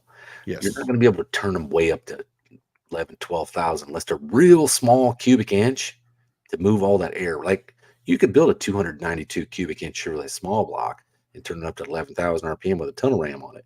The problem you're going to run into is that 292 cubic inch uh, that you have is not 300. So you're going to pay a huge penalty just because of that, right? Yeah. You don't get to cut any more weight. You're going to have to carry the same weight as somebody running 300 cubic inches, Hmm. right? And so I think what you're going to find is the cylinder hit's going to limit a lot of that. Exactly. And that's the whole point of this. And so that way you're basically what we're trying to do is make it like 1990 again. And little Shane and little Dallas are out there, and everybody else who was street racing at that time basically had over the counter parts, your performer RPM, or your ported out heads that you could get from the wrecking yard, and you're out street racing. And that was the whole idea to this. So Junkyard D's asking, can't you be over 9 pounds per cubic inch if someone wants to run a 4,000 pound car? Yes, you can run a 4,000 pound car. But Just you max can't cubic inch limit is going to be 368 cubes. Exactly. Exactly. So you can't be bigger than 360, and that's essentially a 30 over 360 is the biggest. Yeah, So for the engine, that's what I've got. you're going to be carrying a huge weight penalty. Yeah. In the class, Yeah. and you can be smaller than 300 cubes. You just can't be lighter than 2,700 pounds. Hmm. Right? Just like you could run a tire that's a 28 or 26 by 8 inch slick. No one's going to cry. No one's going to be bothered you by that running that small slick. But you're just penalizing yourself. You can always have less, you know, Yeah. less cubic inch. You just can't have less weight than the minimum of the class. And we're doing this too for people like with Novas or like some of the early, like A bodies. Falcon or Valiant or Dart. Yeah.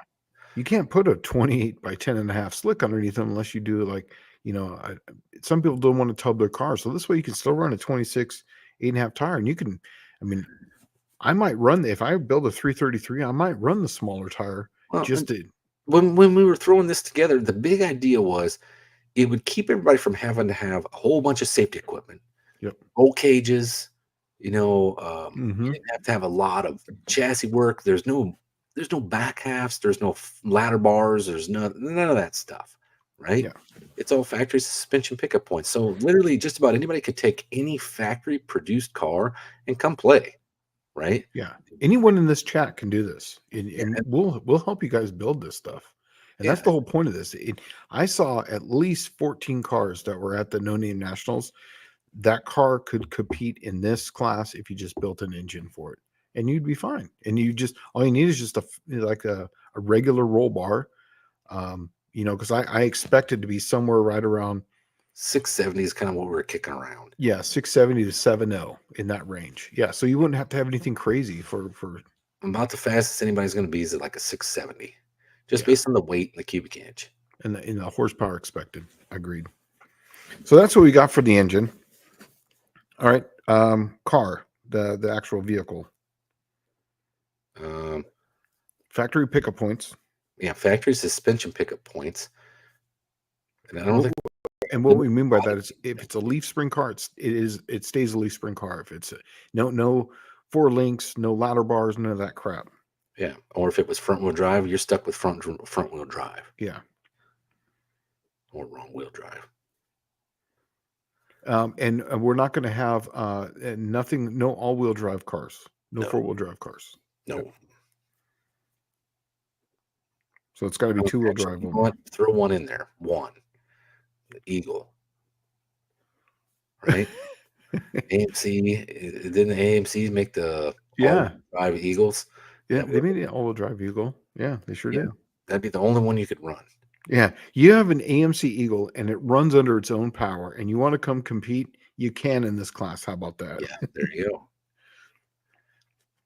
And I'm going to put that in here. AMC. Well, that's actually the only one that would fit the stuff that we're putting together, Yeah. right? That's literally it. Mm-hmm. I mean, a Blazer wouldn't, it would be a truck. Yeah. I mean, you could use trucks in this class. I don't see why that's a problem, but it just needs to be two-wheel drive.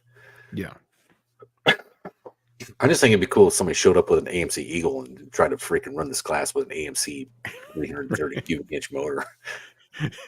304 AMC that they've, bored out, 320 cubes. That'd be awesome. That'd actually be pretty good, though. They AMC actually have had so much four-wheel stuff drive. that's stacked against them. We might as well give them the ability to run four-wheel drive. Right. You got to face it. That car is still 3,600 pounds. Right. It'd be the maximum weight. Yeah.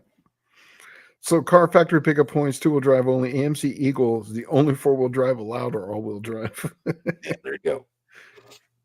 No ladder bars. And no four links. No coilovers, right? Yeah. No four links. No coilovers.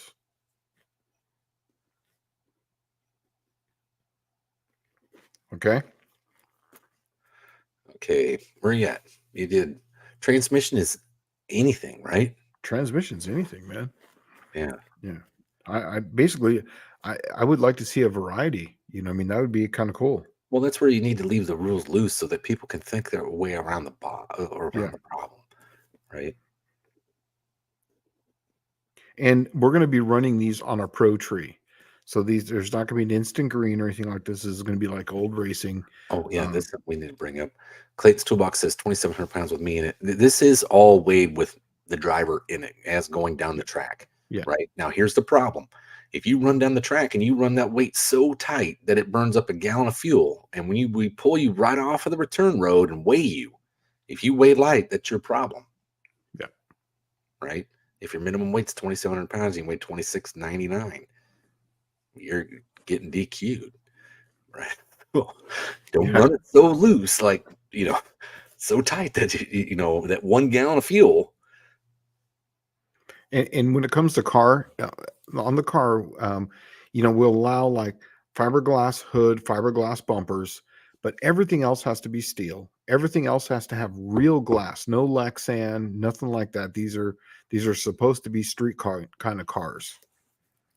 So Stephen Holtz is saying, here's a question on the valve angles. You have Windsor, Boss, and Cleveland Motors, all factory, but different angles. They're still going to be okay because it's the factory mass-produced cylinder head. Yeah. Right. Dizzy Izzy saying the Vagrant is 3 cubic inches over 368. Small weight penalty? No, because you'd be at the maximum weight. You just carry. You would essentially have. You wouldn't be able to allow to run really.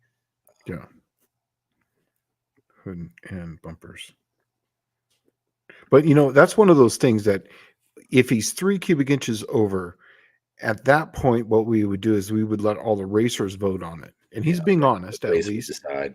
Yeah, I don't think that would be a problem, really, to be honest. Yeah, yeah, I don't think it'd be an issue personally. What I would do is we'll let the racers decide, but you would have to weigh the maximum amount, obviously, of 3312 plus the 3 cubic inches, so whatever that is, an extra 27 pounds on top of that. So yeah, if everyone's cool with that, then we would just do that.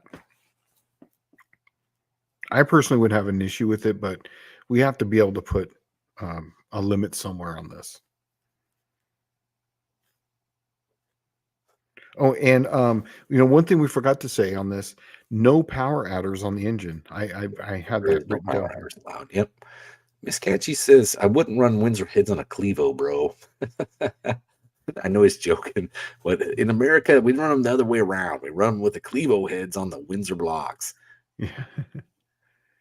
Yeah, and no power adders. I forgot to I have my notes here on this page, but yeah, no power adders. The whole idea of this is make this NA. And when it comes to gasoline, it's gasoline only. No methanol. No E85. No E85. Oxygenated race fuels.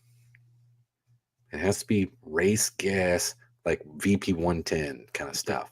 Yeah. VP 112. Yes. It can't be oxygenated. It can't be any of that stuff. Buick Smith says all AHRA safety rules apply. Yes. Yep. Yeah, the basic safety rules apply across the board. But see, the good thing is the cars won't be fast enough to really be knocking down the door where you're going to have licenses and more than anything more than like a fire jacket and basic roll bar. Yeah, and that's the whole point of this. It's going to be fun, and you're going to be able to be looking at people as you race. It's going to bring up heads up, but a lot of match racing. Yeah, Nick the Van Man says Dallas needs an AMC Eagle with a 300 Buick. Okay, this brings up another thing. Yep. They can't be mixed match manufacturers. You can't have a Chevrolet engine in a Ford car. It's got to be a Ford engine in a Ford car. It's got to be a Buick engine in a Buick car. And then I think what did we give it a grace period of like 1978? Like you could run GMs. You could pretty much mix and match almost anything amongst GM. Yeah. What were we looking at LS?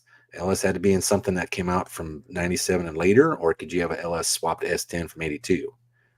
Well, we were kind of still kicking that around. I still haven't. I don't know yet, because then literally that's going to be the thing. You put in LS in an older car, and same with the Gen 3 Hemi. Like, I would want to put a Gen 3 Hemi in this car, but then, because that would be to me that's one of the hammers. But I don't know if I should be allowed to, because my car's 66. Where does the Gen 3 Hemi allowed to go into? So we still got to make that fair for everyone, because the Gen 3 Hemi didn't come out till like 2005.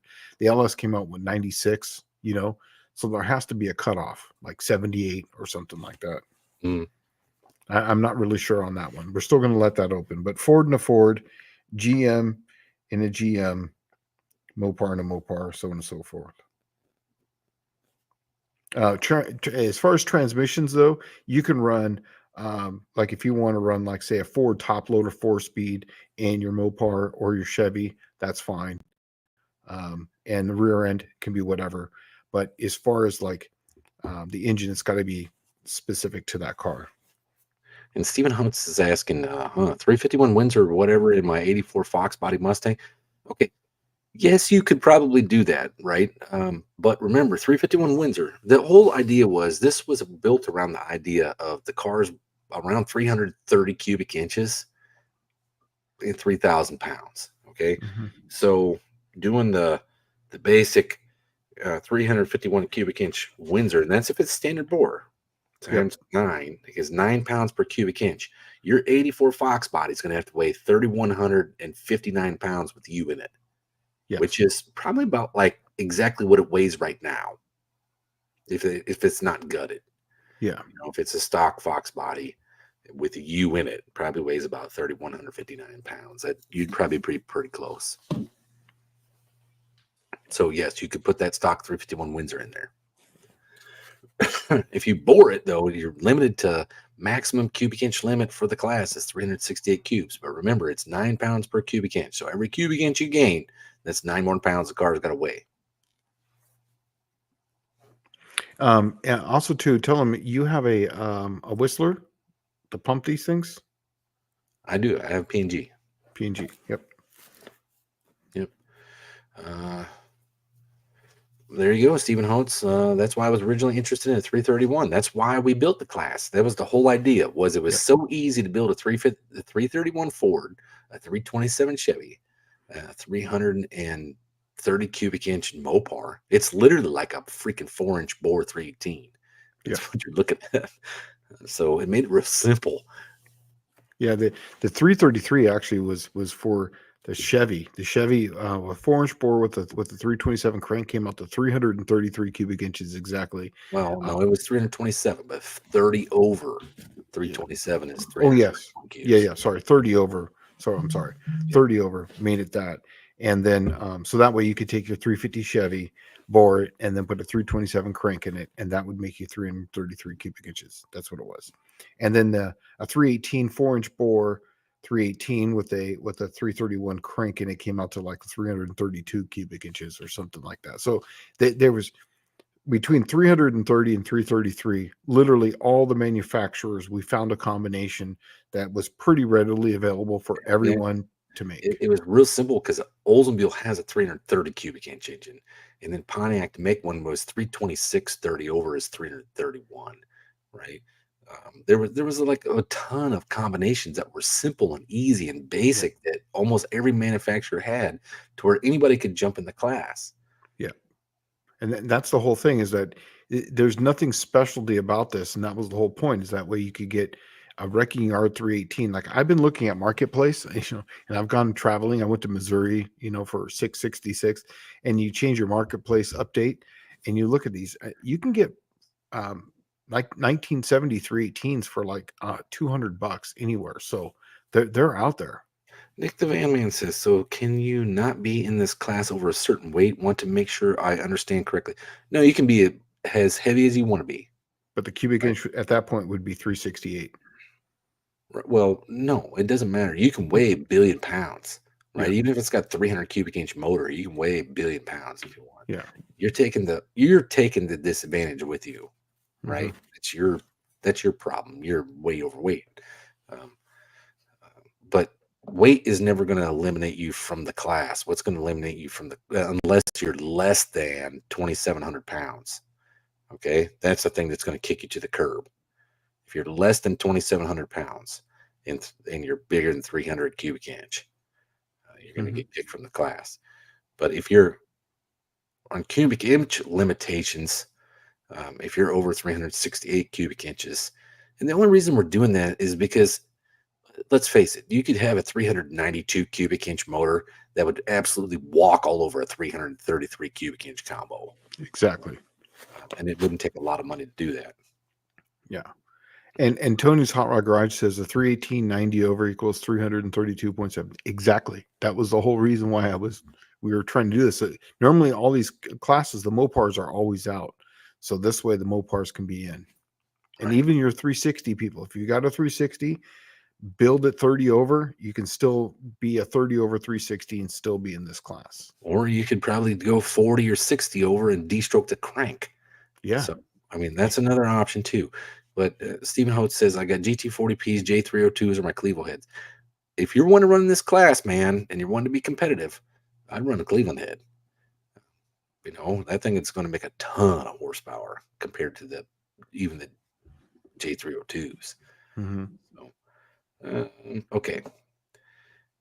Oh, JC Newbie, check that out. Yeah. I have a K crate motor stocker 304 cubic inch runs 670s at 3,100 pounds. Many crate IHRA cars out there still. That's cool. That's exactly what we were looking for is the guys Mhm. that didn't have a home any longer that fit in a heads up fun class. This is exactly what we're looking for. And that's exactly what we figured that would be the low end of it would be in the 670s. It's exactly what we figured. Yep. Uh, let's see. But he's is 304 cubic inch. So that's pretty impressive actually. Yeah. Stephen Holt says, I like the idea of a 90 over 318 poly. And again, that's why we were saying that was the ideal situation. That was one of the ringers, actually, because I think a 318 poly in this kind of configuration would really shine with that hemispherical head, the polyspherical head. Tony said the same thing. He says 332.7 poly, fuck the world. What about for the win? Maybe that's what the FTW stands Oh for. yeah, for the win. That's right. Yeah. This is YouTube Yeah. still, right? Or StreamYard, yeah. Let's see. Bear Rose is warming up to the idea of the Screaming Threes class. I think it's just an interesting idea. I'm sure after about 4 or 5 years, somebody will build ringers and they'll just freaking run away with it. It'll just be Exactly. fun. But the idea was to put something together that almost anybody that had something could think about this. Almost any 5-liter Mustang ever built could jump in this class if they have something relatively close to stock stuff, right? I mean, if it's 306 cubic inch and it weighs 3,010 pounds, you throw a couple of bricks in the trunk or the hatchback and you have at it. Mhm. It's not really that hard. And you can be somewhat competitive, I'm assuming. Yeah. Exactly. But it also it threw those 318 Duster guys in there. You could have a 340 Duster guy in there. Yeah. There was a lot of room and growth that you could go with it. That's I mean, what if you had a 340, what's a 340? I don't have my calculator here handy. I mean. Nick the Van Man's been beating me up. He wants to run this class so bad, and I got an idea for him. If he really wants to partner up on something, Nick the Van Man, without going to spend a bunch of money, um, there's a Vega with a V8 swap for $700 on Marketplace near Nashville, and I just so happen to have somebody that I know that has a 302 cubic inch small block Chevrolet. We could Yes, be in. dude. I still think, man, a 340 that would weigh 3,060 pounds, because that's about what this car weighs. If I could find a 340 and I wouldn't have to take any weight out of this car, that would be kind of my. If I could find a It's 340, not that's cost probably, effective. We've already talked about this like a bunch of yeah. times. Mm-hmm. Didn't you say the block's like $1,000 per block? It is. They're super expensive. A Okay. 318 would definitely be 318. But if I could find a cheap 340 block, I would. I don't know. Or I would just find a 318 if I can board over to 4040. Yes, Nick the Van Man, that's what we're saying. So at 356 cubes, 30 over 351 Windsor, and around 4,200 pounds with me in it, I could race in the class and get put out first round. Yes, you could.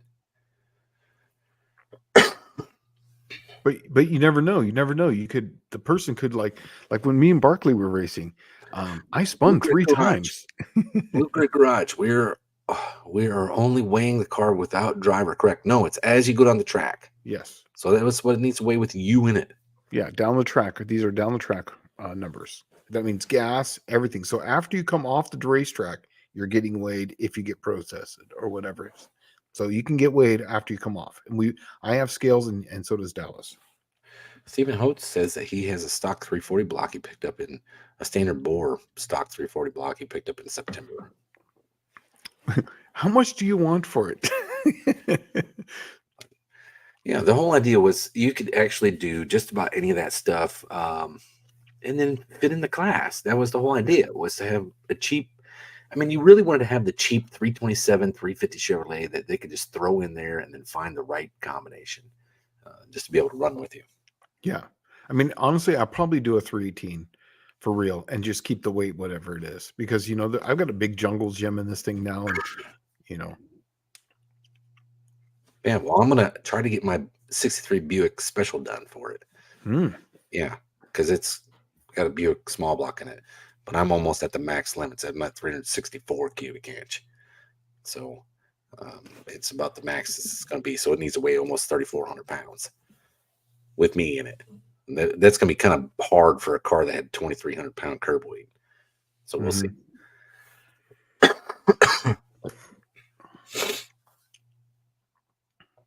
Okay, so Blue Grid Garage says eat a lot at Lambert's then, and that would fix a lot of the weight problems. Yeah, I agree. Could I run a slant 6 in this class? No, you would never. Can you make a 300 cubic inch slant 6? No, I don't think I could. I don't think you could either. Mm-mm. But could you run No. 2 177s? Miss Canchi, actually, yes, a D-stroke 360. That's exactly.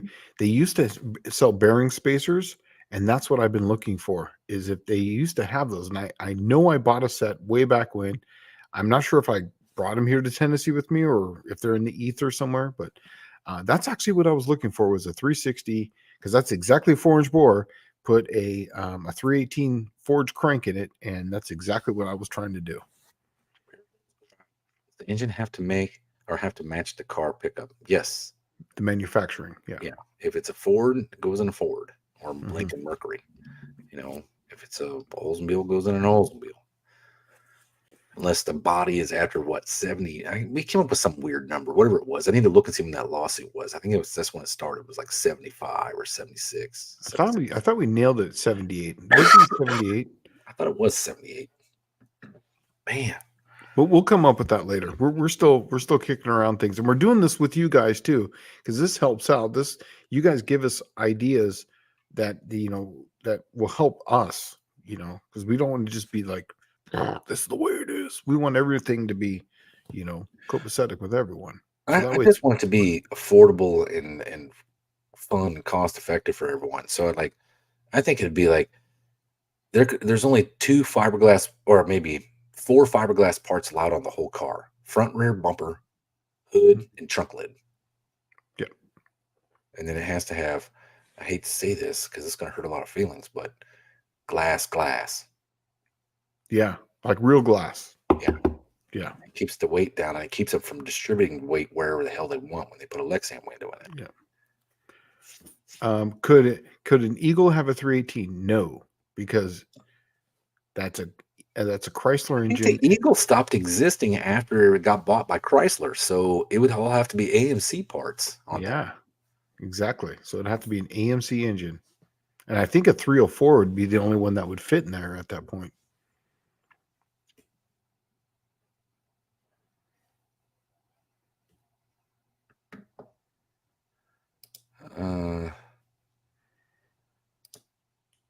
So Bear Rose Garage is saying no Buick and an S10, bummer. That's something that I think we're gonna have to like really look at because General Motors, it is technically a General Motors and a General Motors. Yeah.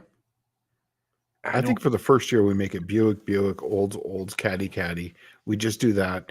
The LSs will come up with a number. I think for the first one we just kind of do it like that because that's kind of was our idea to begin with. You know what? How about this? No, I got a fantastic idea about this. For Mhm. the first one, it's going to be racers vote. Oh, If they can yeah. run. Okay. That's easy, Yeah. right? And that way you could have your LS in a 62 Nova, you know, and then that way if the racers allow it, hey, great. If it fits the rules, fine. It's still, like at 62 Nova, if it weighs 3,000 pounds, still going to have a 300 cubic inch motor in it, right? So, or Yeah. well, 2,700 pounds, it has still have to have a 300 cubic inch motor in it. It's the maximum. So, Yeah. Yeah, I believe AMC was like kind of like Pontiac. Pontiac had all the blocks were the same, and I believe AMC was the same way. yeah, I think they are they're intermediate block. It's all the same size physically. And that's where we pump them, and you'll find out how big they are. So, old McDonald had a car. Here's the problem. The one below that. What is a 360 gig with mains cut in a 318? Here's the problem: is those that you cut through the hardness on those, so you're gonna have to have the crank renitrided, rehardened. I mean, there's a lot of different things that happen with that. So yeah, you can do that, but then you're adding stroke to it. So it would actually be the way to go would be a 360 block with a 318 crank. So Stephen Holtz is saying AMC had a 327 and a 343. That's correct. And so did Mm-hmm. Studebaker had 327. Mm-hmm. So I mean, you could run. There's a ton of them. We've already talked about all this. Like Yes. this is the greatest cubic inch because virtually Everything. originally the idea was just keep it at 3,000 pounds and 333 cubic inches within 3 cubic inches of 333 cubic inches. Yeah. The idea. But then we're like, man, we got it narrowed down so much that the guy that had a 327 that's 40 over couldn't run. Right. Mm-hmm. It's like we need to broaden it up a bit. And then we started kicking around the idea to take it out to like 300 and 60 cubes, and then down to like 310. And then like, wait, why don't we just put them on 9 pounds per cubic inch basis? And that's what they got to weigh anywhere in there as long as it's 9 pounds per cubic inch. Yeah. And that way we open up to more people. So that way, if someone's got their, Camaro or their Nova with the 350 Chevy in it, they can still compete. They can still come out and race. They just got to throw in some weight with them in there. Yeah. But if you think about it, a Nova with let's say it had a 4 or 6-point roll bar and full interior, and a guy that had weighed 200 pounds, He's and right had a on it. 350 Chevy in it, it's going to fall almost dead on the weight that it need to be. Yeah. I was thinking the same thing. A Dodge Dart with a 360 in it, with all the interior in it, and it would be literally fall right on the weight. Be right at 3,300 pounds. Right. I know. I had one. I've had many of them, and they fall right in that range. Well, then it just need to be 3,000 pounds with the driver, right? Yeah. Or no, if it was a 360, yeah, you're right. It would have to be 3,300 pounds. Mm-hmm. Yeah. Okay. All right. Junkyard D says, can a 340 be put in an 80s Daytona if the engine was not available from manufacturer in that car, as an example? okay, one, the Daytona was front wheel drive. So if it came factory front wheel drive, it had to be front wheel drive. It could Mhm. have a 340 in it if you could make that front wheel drive work, Yeah, but it would have to be front wheel drive. and that's why we have that whole front wheel drive thing. Two wheel drive. If it's front wheel drive, it's front wheel drive. AMC is the only one we're going to allow to have all wheel drive. Not all wheel drive. AMC Eagle. The AMC Eagle with a 304. I think that 304 was the biggest one available at that point. Oh, no. You could have that 327, like he's saying. And that would Okay. be the perfect cubic inch. But see, the problem you're going to have is one, you're going to have to find an AMC Eagle that's just not trash. And then I'm sure they're out there. But then you're going to find that I don't think you can cut enough weight out of it because it's got virtually two drivetrains in it. So Yeah, I it's a think you heavy can get it vehicle. down. Buff Del Campo is saying that Studebaker came with a small block Chevy its last 2 years, 65 and 66. Yeah. So like that kind of stuff, you would be able to, that's the engine that came in that car. Yeah.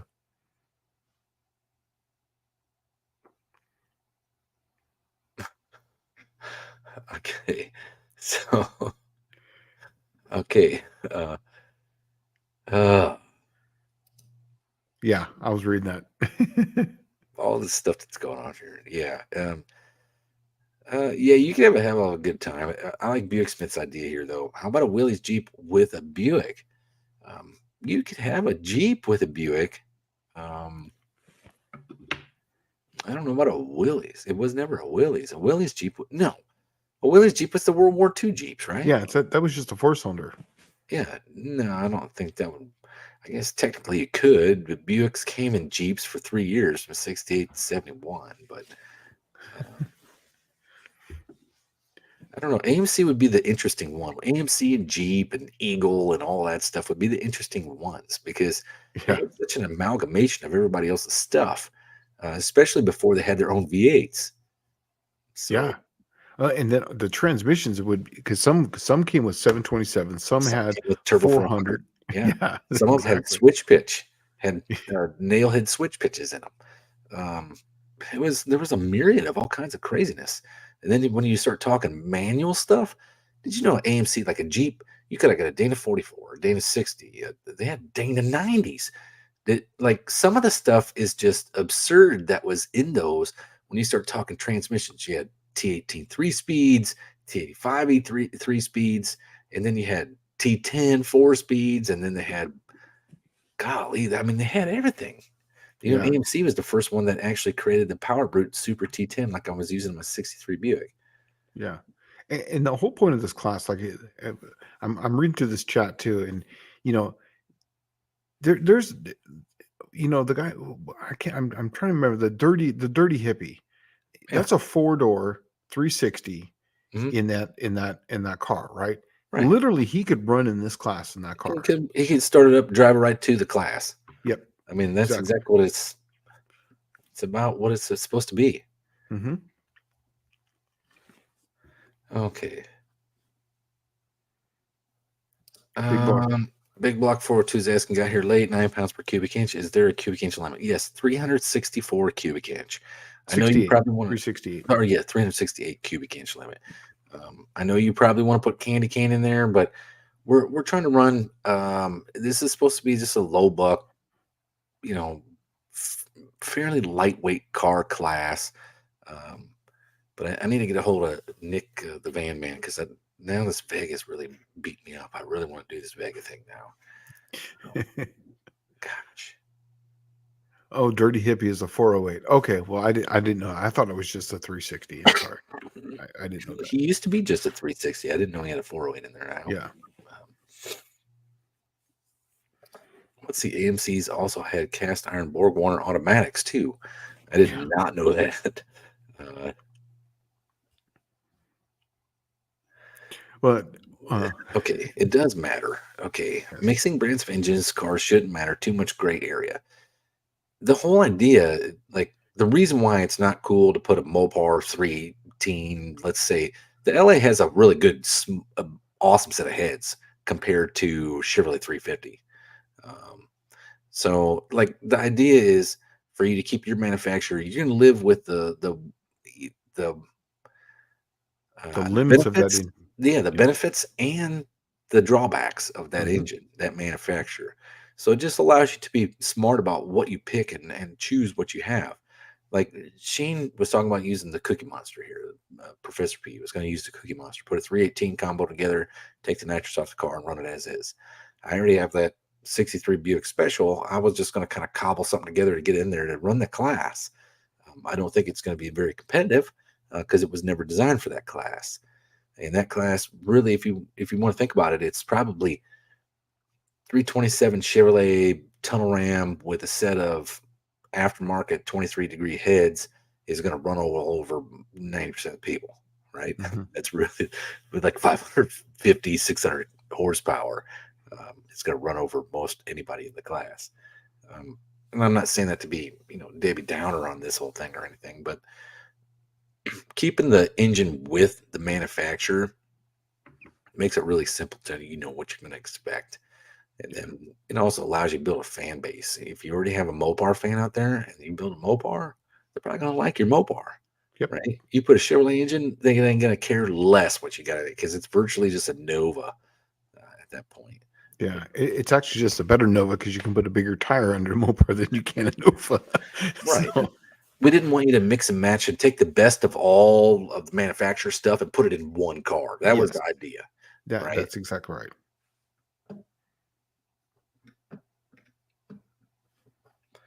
Well, there Yeah. you go. Stephen Myrick saying, I do have a rusty 89 Mustang coupe. There you go, dude. Build a Perfect. 331 cubic inch motor and go and GT40P heads and 1.7 roller rockers and come and hammer it down with everybody else. And that's right. He says that I have everything but the camshaft to build the spicy 350. Oh, I'm sorry. Yeah. Spicy. He's a couple bucks for the low buck class. Booyah. Thanks. Yeah. Thank you so much. We'll get the low buck class going with this. And then Dizzy Izzy matched it. I'll match that Bear Rose for another $2, right? So we got $4 coming in for the low buck class. So Shane and I are writing the rules down now. We're going to freaking definitely have something probably before John announces the No Name National. So Yeah. that way that when the updated information goes on the web page, so will the 333s, Super Threes, or Screaming Threes class. Buffdale Campo threw in another $2. Next thing you know, we're going to be able to buy a flyer. Right. So Hey, go back up to Big Block 402 for 851. He has this is exactly what the point of this class was. He has I have everything but a camshaft to build a spicy 355 factory heads, factory forge crank.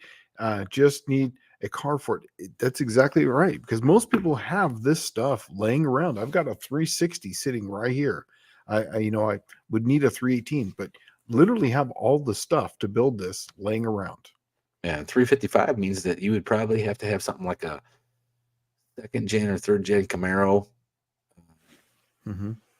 because it'd probably have to weigh about what 71 Nova. 31. Yeah, it'd have to be like 3,100 pounds or so. 71 Nova weighs 3,300 pounds. He doesn't have a 71 Nova, right? He said he Oh, just need a car for it. yeah. Times it'd have to weigh almost 3,200. 3,195 is what it would have to weigh. So a Mhm. 3,200-pound car, dang man, with you in it, right? So that means a 3,000-pound curb weight as it sits parked in the Yeah. street. That's it. Pretty much anything. Yeah, that's virtually anything. Mhm. You can buy a third gen Camaro, pull all the interior out, and you're what 3,100 pounds or 3,195 with you in it. Yeah. So real Yeah. simple, easy. Uh, And nothing exotic. That's why it's the carburetors, distributors. No, we didn't want computers. We don't want traction control. I mean, all the stupid shit. We don't want any of that stupid stuff in here. yeah, well, leave it off. Yeah. Weren't we were going through that and saying like you couldn't have Yeah. Well, that's programmable ignition boxes, right? yeah. No, yeah. So That's the whole idea is like, I mean, you could have a rev limiter, but nothing programmable. We didn't want to have traction control, no computers, nothing, doing this, no TPS sensors, nothing like that. Literally, it was just to take all that big high dollar crap out of this and just make it about so that way everybody in this chat could run this. and pull out the expensive ignition boxes. Just put electronic ignition, Mhm. non multi spark stuff, or less points. Magneto. Yeah, but we were going to allow like a 6AL boxes because the 6AL box is going to have a rev I think limiter. the high side rev limiter is probably very beneficial. Yes. Yeah. All right. And then so we've been getting quite a bit of super chats here. Thank Stephen you guys. Myrick threw $5 in for the low buck class will be great for everyone. I think so too. I think it's a good thing to have. And then Mama M3, here's 2 more for the low buck class. All right. Well, and then we're getting this kind of response. So 2 cool guys. I really think this will go well. I really want to try this out. Junkyard D's asking me, I don't know yet. I'm making the rules for this class for everyone. The plan is yes, but I am building the engine currently right now for Plan Z. I do have plans for that. Plan Z next year is going to do a drag and drive at some point, a week long.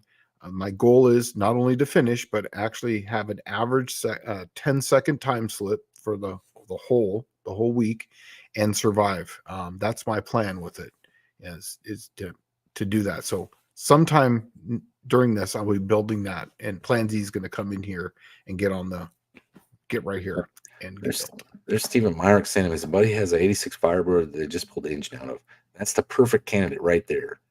So Dust Up Garage asks or says, okay, wouldn't it be good to build a lighter car and then add weight where you want it? Yes. Yeah, it's exactly 100%. what you do. It's exactly what you do. You're not going to have a lot of weight to have to move around. You're talking about 3,000 pounds with an all steel car with all glass in it. You might be able to put a couple 100 pounds here and there. It'll probably be all the difference in the world in those kind of class. So Tony's Hot Rod Garage just threw us essentially $14 for the low buck class. So thank you, Tony. Nice. We'll get Thanks, this, guys. we'll get this whole thing going and rolling forward and get some rules built for it. I guess it's time to put pen to paper and then from paper to printer, right? So yeah. Junkyard D, the plan for that's the plan A for Plan Z. I'm going to call it Plan Z 2.0, but that's literally the first one that I'm going to do with that, is to try to do that and get it down the track. Yeah.